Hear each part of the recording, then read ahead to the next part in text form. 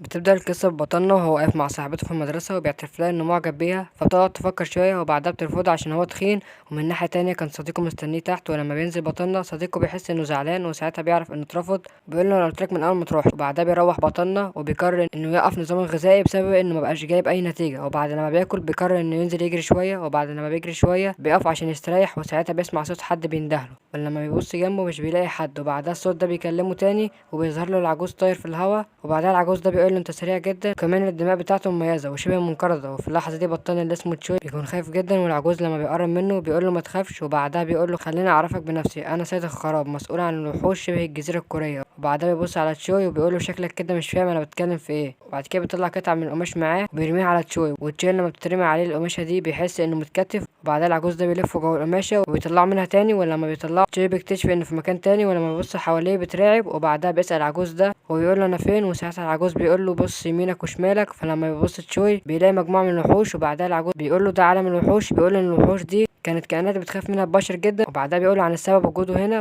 وان كل 666 سنه بيتم اختيار ملك جديد للوحوش دي، لازم تسمى مهرجان ملك الوحوش، فبيتم التصويت لملك جديد. الحدث ده بيحضره كل الوحوش في العالم بما ذلك شبه الجزيره الكوريه. وتشي في اللحظه دي بيقول له انا مالي، وبيطلب منه ساعتها انه يرجع البيت تاني. والعجوز مش بيهتم ليه وبيكمل كلامه وبيقول له انه لازم يعدوا له المرشحين للحدث ده. المرشحين ممكن بعد كده يبقوا ملوك ساعتها، والمرشح بتاعهم لو كسب هيبقى هو ملك الوحوش الجديد. فتشوي بيقول له انه فاهم القصه ولكن مش فاهم هو هنا ليه. ساعتها عجوز بيبص له بصه غريبه كده، بيقول له وحوش وكل 666 سنه اكيد يعني هتبقى واحد من المرشحين. وبعدها بيقول له السبب الرئيسي اللي خلاه يختاره وانه بيمتلك دماء منقرضه لوحش اسمه وحش الغول، النوع ده اقوى انواع الوحوش. وبعدها بيقول له بما انه بيمتلك الدماء دي فهو بيتوقع ان هو اللي هيكسب المهرجان. وبعدها العجوز ده بيطير من قدامه وبيظهر وحش الفم الكبير، والعجوز بيقول لتشوي انه يقاتل الوحش ده. طبعا تشوي بيتصدم وبيقول انه اكيد ميت، وفي نفس الوقت الوحش كان بيقول ان هو بقاله 666 سنه ما اكلش بشر. وبعدها العجوز بيبص لتشوي وبيقول له انه ممكن ياكل الوحش ده. وطبعا تشوي بيتصدم، وفجاه الوحش بيهجم على تشوي وبيديله ركله قويه جدا بتخليه يخترق الارض. تشوي لما اتصدم في الارض ما كانش عارف يتحرك، وكان بيقول انا كده كده ميت، ولكن العجوز بيقول له قوم تاني وقاتل الوحش ده وبعدها كله ولو عايز النجاه. بعدها تشوي بيحاول يقوم من تاني، ولكن ساعتها الوحش بيهجم على تشوي وبيمسكه وبيخبطه في الارض. وبعدها وحش فم كبير جاهز عشان يقضي على تشوي، بعدها بيهجم عليه بقبضته، ولكن ساعتها بيظهر ضوء تحت ايد الوحش وبنشوف ان تشوي قدر انه يصد هجمه الوحش. وفي اللحظه دي العجوز بيتصدم، وده لان تشوي جسمه اتغير تماما. وبعدها تشوي بيرفع الوحش بالكامل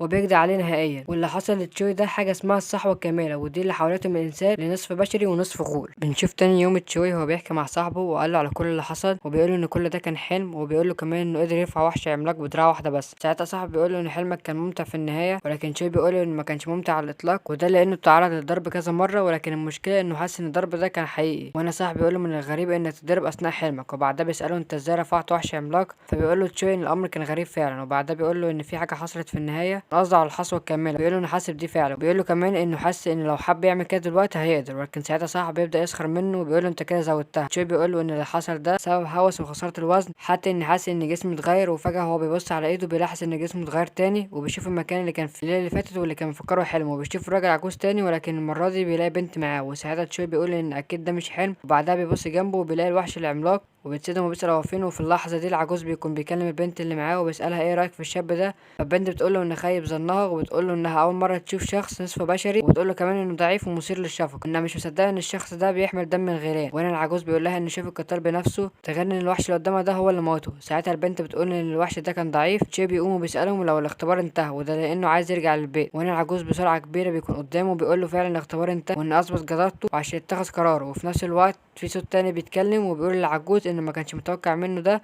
وكان تمكن من هزيمة جانجو دو، وباين انه كان خافي قوته. وبعدها الراجل عجوز بيأمر جيش من الوحوش يحضروا ده عشان يشهدوا على الحدث التالي، وبيقول لهم ان الشخص المثالي اللي قدامهم ده دلوقتي لم يعد بشريا بعد الان واصبح وحشا. وبعدها بيأمرهم ينشروا اخبار عن الشخص ده في جميع انحاء العالم. وبعدها العجوز بيكلم تشوي بيقول له انه بصفة غول دلوقتي هيتم تسجيل اسمه في سجل الغيلان ومش هيسمح لاي حد التعرض ليه. وهنا تشوي بيقول له ماشي اقدر دلوقتي اروح للبيت. بتيجي البنت اللي شفناها من شويه بتقول له يلا العار انت مش سامع انك بقيت غول دلوقتي. وبعدها بتقول له المفروض غول زيك ما عداش 500 سنه ما يروحش عالم البشر اصلا. وهنا تشوي بيسالها ليه، انا ما عملتش اي مشاكل مع حد. وبعدها العجوز بيقول للبنت ان مفيش خيار غير انه يشرح لها على كل حاجه. وبعدها بياخدها على جنب بعيد عن تشوي، والفضول كان واكل تشوي وبيقول ان هما بيتكلموا عني في ايه دلوقتي، وكان بيتمنى ان ده يكون حلم وانه يرجع لحياته الطبيعيه. وبعدها العجوز بيرجع لتشوي وبيقول ما بين اجناس الوحوش المختلفه ان قوه الغنان الافضل بلا شك، وبيقول ان قوته الحاليه بمثابه قوه غول رضيع ولكن قوته تعدي البشر بكتير، وان ممكن يهزم عدد كبير من البشر بمجرد بس بس انه يحط ايده عليهم، لكن تشوي بيقطع كلامه وبيقول له ايا كان اللي انت بتقوله ده فما ينفعش نقعد هنا لمده 500 سنه. فالعجوز بيقول له انا ما قلت لك ان كان بيتم اختيار ملك كل 666 سنه، وان حاليا القانون ده اتغير وبقى 500 سنه بس. وبعدها بيقول له ان في العصور الوسطى كان مسموح لاجناس الوحوش المختلفه انها تخرج وتهاجم البشر، ما كانش في خير للبشر غير الهروب، ده لان قوته ما كانش قد قوه الوحوش، وكان سبب نجاه البشر وقتها جنس اخر غير البشر من الوحوش بيعيش ما بين البشر وبيحميهم، والنتيجه لكده حصل تحالف ما بينهم وما بين البشر. ولكن قبل 666 سنه قام الملك الجديد بصنع قانون جديد، عمل القانون ده بكل دماء الوحوش بسبب الختم ده تم منعنا من اذيه البشر وحتى كشف هويتنا او التقرب منهم.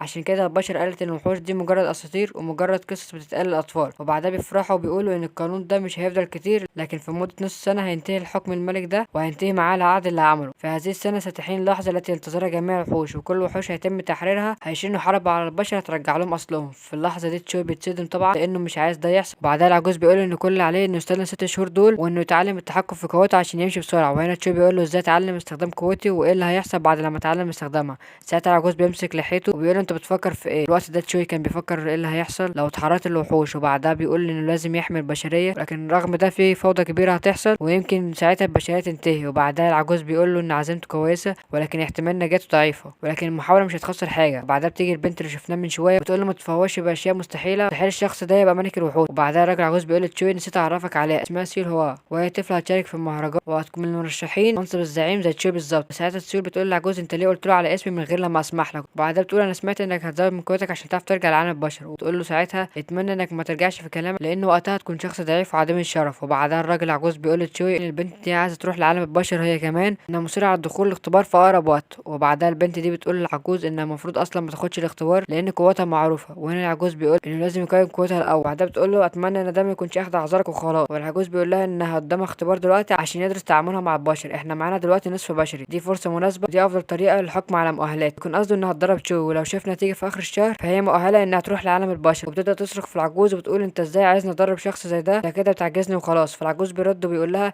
بما انك مش عايزه تعلمي شوي فتستني بعد 6 شهور زي اي شخص، لان مفيش اي فايده اصلا عشان تروح لعالم البشر. وبعد كده بيظهر زي بوابه وبيختفي منها الراجل العجوز. فالسيول بتقول لشوي انت تعرف اي حاجه عن قوه الوحوش؟ فبيقول لها لا، فبتقول ان مفيش اي خيار تاني قدامها. وبعدها بيظهر وراها وحش عملاق زي اللي تشوي موته قبل كده. ساعتها تشوي بيتصدم وبيقول مش عايز يكرر الكتير ده تاني. في الوقت ده السيول كانت بتفكر في نفسها على عكس البشر، فالوحوش مفيش اي جنس اخر يعدين في القوه، ولكن الوحوش دي بتختلف في السلال، لكن لما تختفي الغلال نقيه الدماء تختلف الاراء على مين سيحتل المركز الاقوى، ولكن لما يتحكم عليهم الاختيار سيكون هذا الاختيار من نصيبي. وبعدها بتؤمر الوحش يواصل هجومه على تشوي. وبعدها البنت دي بتربط في الوحش وتقول لتشوي دي قدره من قدرات الوحوش الاقوى وهي السيطره على الوحوش الاقل منها قوه، لكن تشوي ما كانش فاهم حاجه وخايف. ساعتها البنت بتقول ان بقاء الواد ده كده مش هيساعده انه هيكون اقوى. بعدها بتعمل ضربه وتقول له هل رايت ذلك؟ وبيقول لها ايوه. وبعدها بتقول له ان في نوعين من القوه العرقيه والقوه المكتسبه، لازم تتعلم ما هي القوه العرقيه دلوقتي. بتقول له ان مساعده الغيلان هي القوه العرقيه عنده عشان تستخدمها فانت مش محتاج اي حاجه، ولكن القوه المكتسبه مختلفه شويه وهي دي اللي بتفرق ما بين قوه الوحوش، لان ممكن الوحش الضعيف يطور قوته المكتسبه دي ويبقى اقوى من الوحوش القويه. وبعدها بتقول له بص كده على السلاسل اللي على الوحش ده،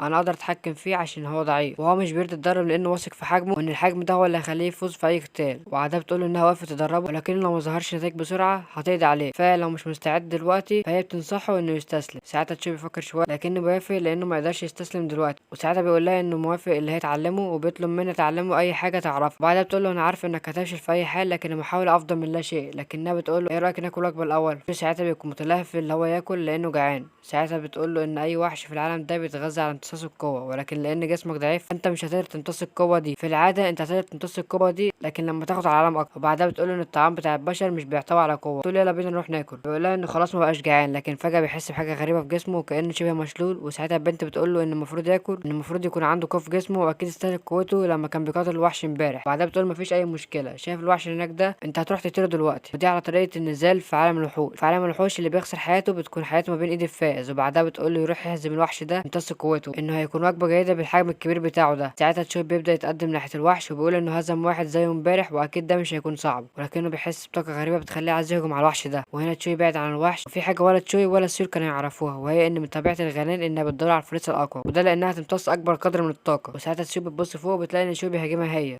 وبعدها بتستعد هي كمان عشان تقاتله وبتستخدم مهاره من عندها وبتطلع طاقه هائله من النيران. وبعدها بتقاتل شوي بمجموعه من السلاسل تقول له من الافضل ليه انه ما يتصرفش بالغطرسه دي تاني، وبتقول له انت ازاي فكرت اصلا ان فريسه سهله، لكن تشوي بيسترجع قوته وبيكسر السلاسل دي وساعتها سيو بتتصدم وتفكر ازاي كسر سلاسل بجسمه بس. وفي نفس الوقت كان تشو تستجمع طاقة أكبر وبيهجم على سيو، لكنه بعد كده بينزل قدامها وبيعمل انفجار كبير. وفي نفس الوقت سيو بتبصله وبتقول إنه جابه لنفسه، وبعدها بتشيل ضفر من ضوافرها وبتقول لتشو إن نهايته قربت. في نفس الوقت بيستعد تشو عشان يقتلها. فلو عايز تعرف ايه اللي هيحصل اكتبلي في التعليقات أكمل حكاية شوي ولا لأ. سلام.